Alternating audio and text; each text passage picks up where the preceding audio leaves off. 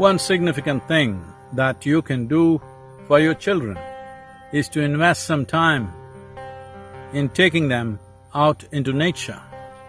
What you cannot teach at home, what schools cannot do, what teachers and parents cannot do, nature can do.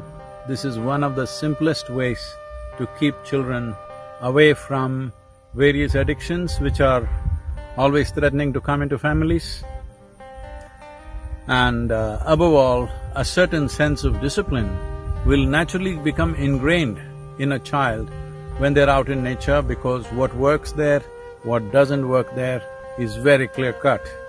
So, every parent, those of you who are in some way dedicated to offer a better next generation than who we are, if you're dedicated to that, you have to invest a certain amount of time to take your children out into forests, into mountains, rivers, ocean, whatever is available to you.